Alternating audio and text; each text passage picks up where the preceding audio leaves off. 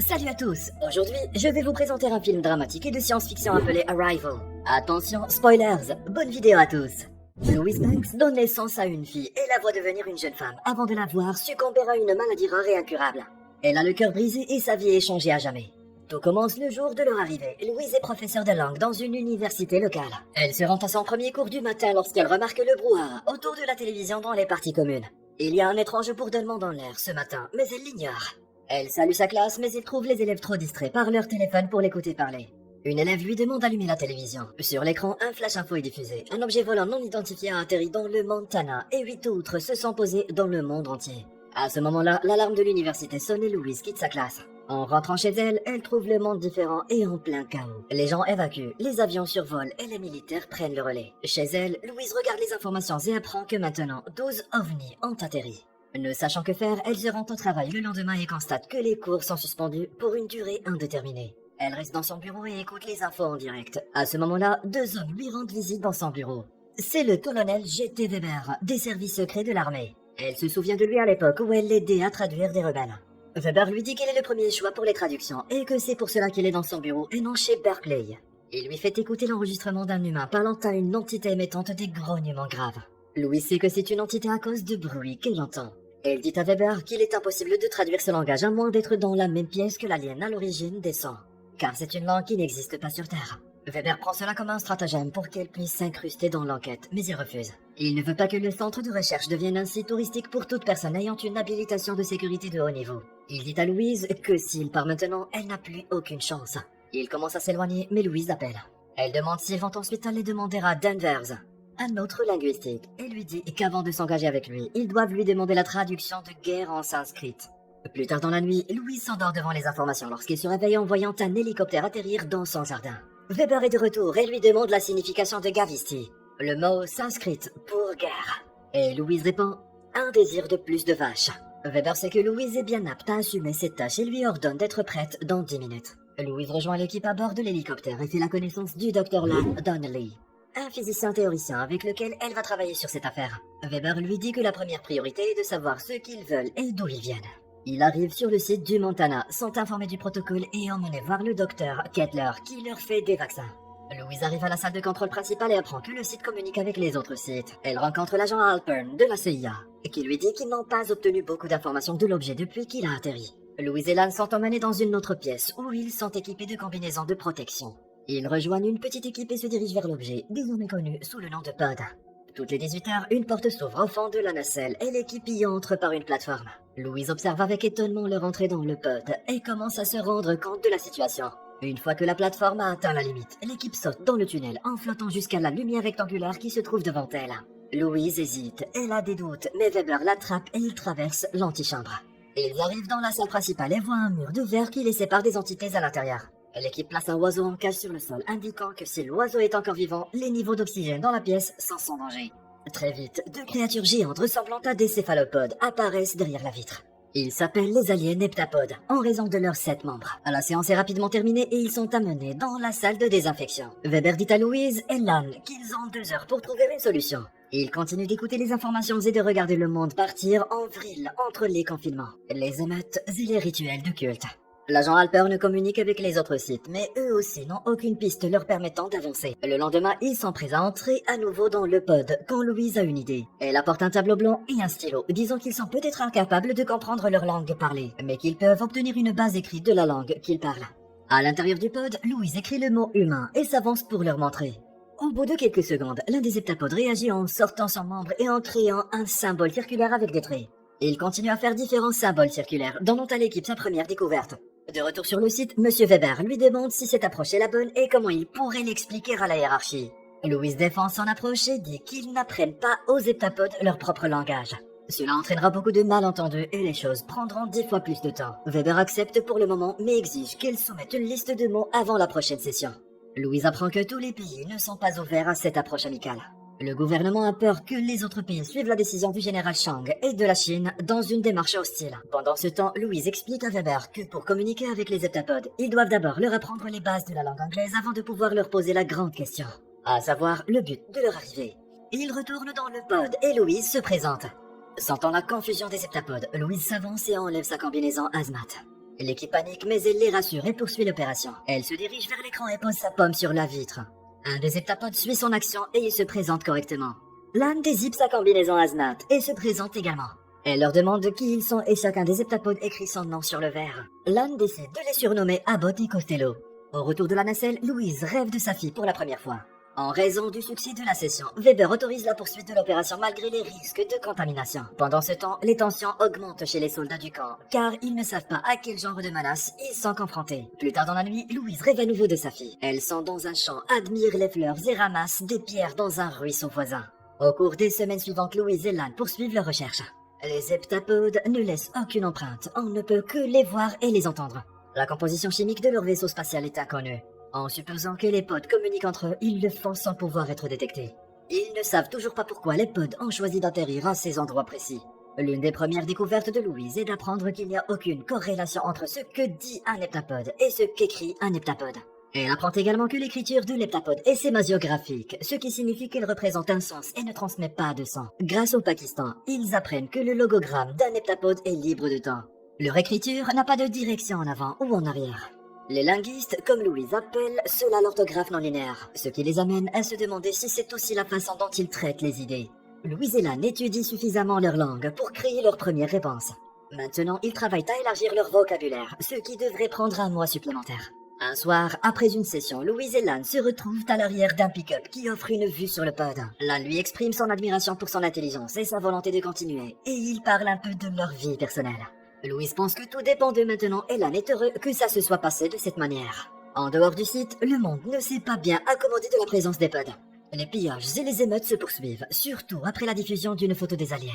Les tensions sur le site s'aggravent également, certains soldats pensant qu'il vaut mieux tirer les premiers sans attendre l'attaque des aliens. Une autre nuit de travail, Louise rêve encore de sa fille. Elle lui montre un livre sur les planètes et sa fille lui montre un dessin qu'elle a fait pour son projet en classe. Elle commence à lui expliquer pourquoi elle et son père ne sont plus ensemble, mais sa fille lui répond que tout va bien. Lan la fait sortir de ses pensées et elle sort prendre l'air. Elle pense encore à elle. Cette fois, elle la voit enfant. Puis plus tard, adolescente, allongée sur un lit d'hôpital, malade.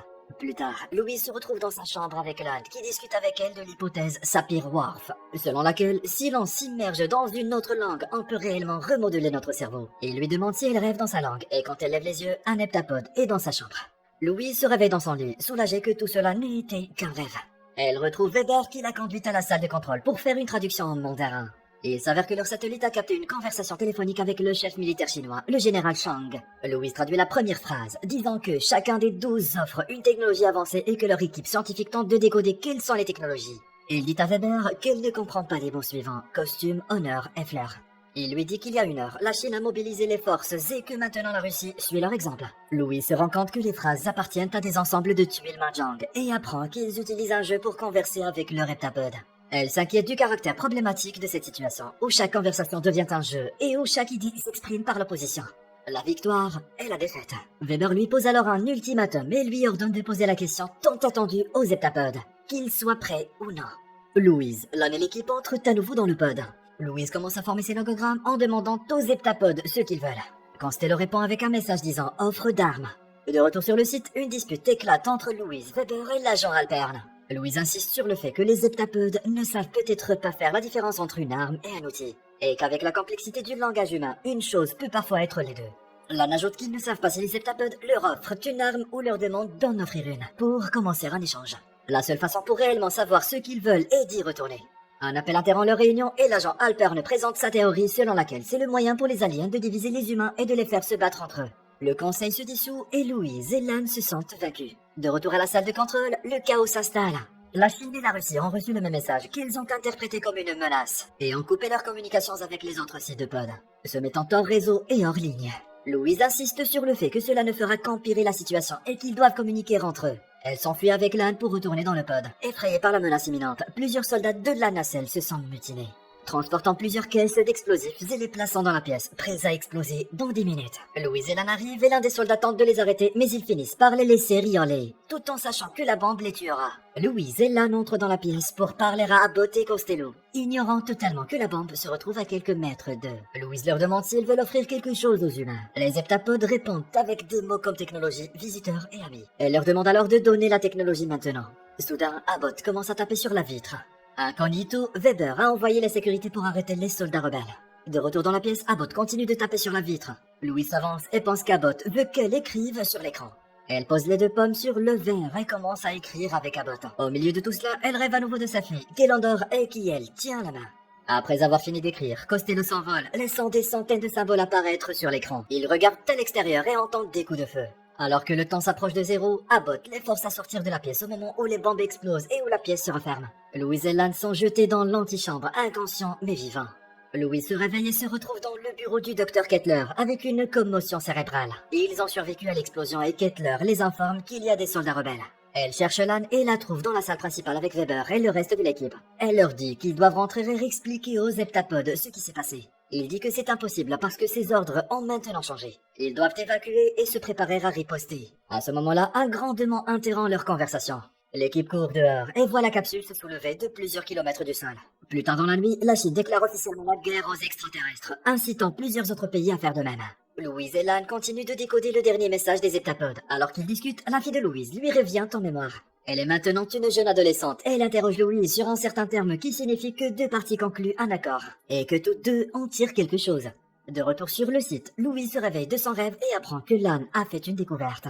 Il dit que le symbole du temps est partout. Il calcule ensuite la quantité d'espace négatif dans le message et conclut qu'il signifie 1 sur 12. Louise présente cette découverte au conseil, disant que le message que les heptapodes leur ont donné est l'un des 12 et qu'ils doivent communiquer avec les autres sites pour assembler les 12 messages. L'agent Halpern l'interrompt et lui dit que cela ne sert à rien, car ils sont en plein blackout et que tout le monde se prépare au conflit. Il fait ensuite écouter un enregistrement pris depuis la Russie. Les aliens ont donné leur dernier message. Il y a plus de temps, beaucoup deviennent un. L'enregistrement est ensuite interrompu par des coups de feu.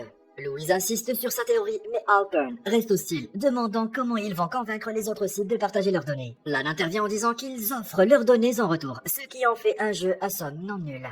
Louise retient cela et se souvient de la conversation avec sa fille. En écoutant les hommes se disputer dans la pièce, Louise prend la tête et part. Il n'y a plus assez de temps et elle doit se débrouiller toute seule. Elle se dirige vers le pod et étonnamment, le pod envoie un vaisseau vers le sol. Elle entre dans le vaisseau et est submergée par un brouillard. Elle se bat pendant 1 minute pour respirer avant que ses poumons ne se stabilisent. Lorsque le vaisseau s'ouvre, elle se retrouve dans la pièce derrière la paroi de verre remplie d'un brouillard similaire. Costello l'approche et Louise apprend qu'Abbott est mort de l'explosion. Elle craque et s'excuse au nom de l'humanité. Elle demande ensuite à l'heptapode d'envoyer un message aux autres sites. Costello dit que Louise a déjà l'arme et qu'elle devrait l'utiliser. Elle ne comprend pas et demande leur but. Selon Costello, leur but est d'aider l'humanité car dans 3000 ans, ils auront besoin de l'aide de l'humanité. Elle leur demande comment ils peuvent connaître l'avenir. À ce moment-là, sa fille entre à nouveau dans son esprit. Elles sont sur le même terrain, elles jouent dans le même ruisseau. Louise semble confuse et demande finalement à Costello qui est l'enfant. Il s'avère que les rêves de Louise concernant sa fille n'étaient pas des rêves, mais des visions de l'avenir. Après ce dernier message, Costello disparaît dans le brouillard. Louise est éjectée alors que le pod se tourne sur le côté. Un convoi s'approche d'elle et Lan l'enveloppe d'une couverture. Au moment où on la met dans la voiture, elle a une autre vision. Elle est au bord du lac avec sa fille. Elle demande à Louise pourquoi son père ne la regarde plus de la même façon. Louise se sent en conflit mais lui dit que c'est parce qu'elle a dit à son père quelque chose à laquelle il n'était pas préparé. À savoir une maladie rare et incurable. Dans le présent, Louise vient de réaliser pourquoi son futur mari l'a quittée. Pendant ce temps, tous les potes du monde entier se sont également mis sur le côté et la planète entière se prépare à une guerre mondiale. Alors que Louise se promène sur le site, elle a une autre vision. Sa future fille lui demande pourquoi elle s'appelle Anna. Louise lui dit que son nom est spécial parce que c'est un palindrome. Ce qui signifie que si on l'écrit à l'envers, ce sera toujours Anna. Dans sa vision, elle se voit également en train de publier un livre sur le langage universel des heptapodes et d'enseigner ce langage à d'autres humains. Elle réalise enfin le vrai but des heptapodes, leur arme et leur langage, et ils viennent de le partager avec l'humanité. Leur langage ouvre le temps et une fois que vous l'avez appris, vous commencez à percevoir le temps de la même manière qu'eux. Dans un état non linéaire, de sorte que vous pouvez voir ce qui est à venir. Elle partage sa découverte avec Lan et Weber, mais Weber lui dit que la mission est terminée. Dehors, Louise a une autre vision. Cette fois, elle assiste à un gala aux Nations Unies. Le général Chang s'approche d'elle et lui dit qu'il n'est venu que parce qu'il voulait la rencontrer. Il lui dit qu'il y a 18 mois, elle a fait quelque chose que même ses supérieurs n'ont pas pu faire. Elle a fait changer d'avis. Il continue à dire qu'elle l'a appelé sur son numéro privé. Louise est confuse et dit qu'elle ne connaît pas son numéro privé, mais le général sort son téléphone et lui montre le numéro. Le général Chang lui dit que maintenant elle le sait. Il estime qu'il était important qu'il lui montre ce numéro, même s'il ne sait pas pourquoi. Il lui dit alors qu'il lui a dit quelque chose qu'il n'oubliera jamais. Elle a dit au général les derniers mots de sa femme. Dans le présent, Louise comprend ce qu'elle doit faire pour arrêter cette guerre mondiale. Elle s'aventure sur le site et met la main sur le téléphone satellite de l'agent Halpern. Elle appelle le numéro privé du général Chang. Cela alerte la sécurité et ils envoient plusieurs soldats pour l'arrêter. Louise leur échappe et se cache dans la salle de désinfection. Le général Chang répond à l'appel et elle lui explique son but. Lan la rejoint dans la pièce et la protège des soldats. Elle finit par transmettre son message au général Chang, qui le reçoit. L'appel réussit et elle met les mains en l'air, se rendant à la sécurité. Soudain, la Chine se retire de l'attaque et les autres pays suivent. Les 12 sites acceptent ensuite de partager leurs données et de compléter ensemble les pièces du puzzle. L'humanité ne faisant qu'un, les pods commencent à s'élever et à disparaître dans l'espace.